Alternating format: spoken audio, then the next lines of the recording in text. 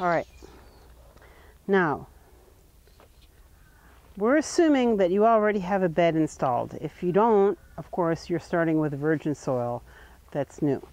If you're not, you've just weeded out the old stuff that's come over in the summer, the weed seeds and things, and now what we want to do is rake out the last of the ruts and things out of those beds.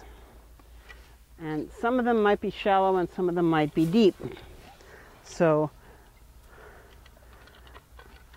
I'm going to use a pitching fork here, and you see I'm pulling up some largish weeds.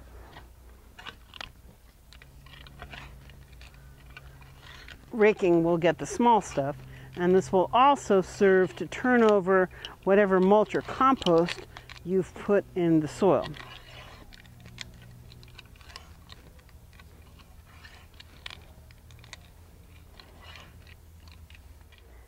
All right, so now we have our well-raked soil, and before we start planting our seeds, what I want to do is I want to introduce something that is going to help to get air down into the soil when we water it.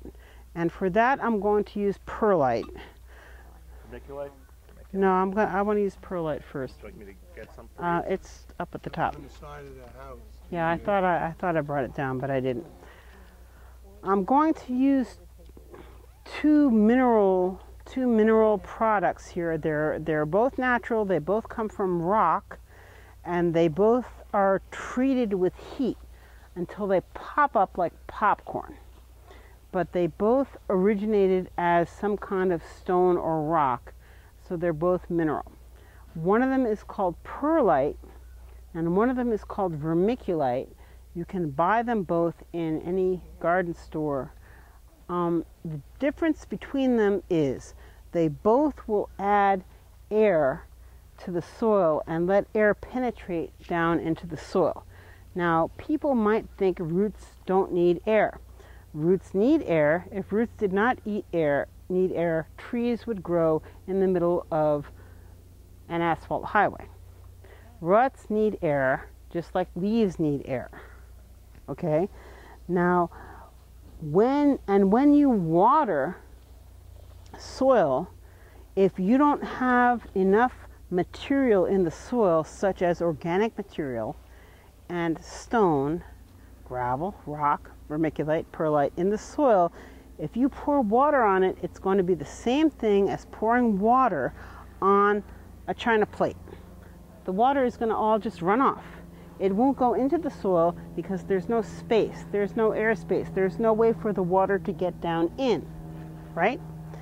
So what we have to do is we have to have a soil that is not like a china plate or an asphalt sidewalk. We need to have a soil that has ways that air can get in. The two ways you can do this is to put in things like compost, leaves, that kind of organic stuff, but that will break down, deteriorate. And after a few months of it being broken down, while it's being broken down, it's being turned into food for your plants. It's giving them nutrition, but the airspace is disappearing. The second way to do it is with minerals, rocks, okay? So the rocks that we're putting in are very light, puffed rocks that are like popcorn rocks. Instead of big slabs of granite, we're putting in perlite and vermiculite, which are popcorn rocks. Now, I want to put in the perlite deeper down because the perlite, which does look a whole lot like popcorn, lets in a lot of air, but it doesn't hold nutrition. So what I want to do here is I want to get, can you pour that whole bag of perlite? I want to pour it all across the bed in a line right down the middle. And what I want is a volunteer or two to take the pitchfork and mix the perlite into the bed.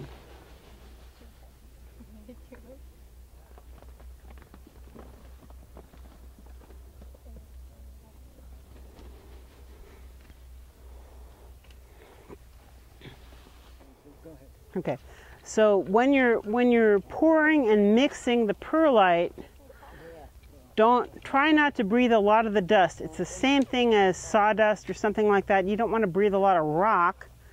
Stand upwind or wear a mask if you're working very close to it. A long-handled tool is much better for you if you're when you mix the stuff in. Once it's mixed in and damp, you have no worries, right? But breathing a lot of dust of any sort is not the most wonderful idea. Okay? Now, getting on to the vermiculite.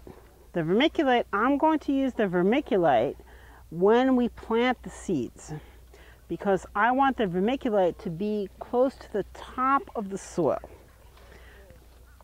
There's two reasons for this. The vermiculite holds moisture much better than the perlite. The perlite doesn't soak up water like a sponge very well.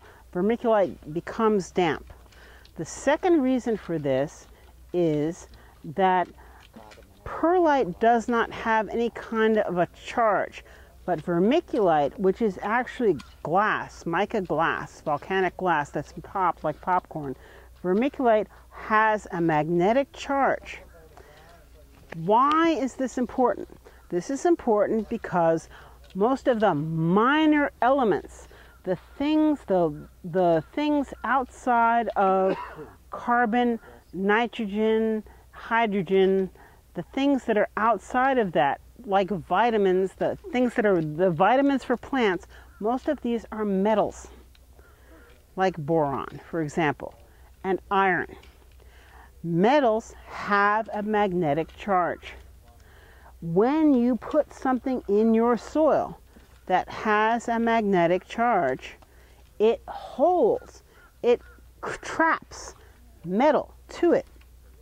When you put down a fertilizer that has what they call minor elements, those minor elements being metals will be trapped, and they will be held by this rock, and they will stay in your soil longer. When you water and you're watering your plants over and over again, this magnetic charge will help keep those minor elements close to the roots so that they don't get washed through out into the subsoil, out into the water table. They're going to stay close to the roots of the plant until they can be absorbed. That is why it is important to have a charged item like this mixed into your soil. Okay? All right, so now we have our soil and we've got it spread, and what we want to do is we want to rake it even with a rake, and we're going to be ready to start to plant seeds.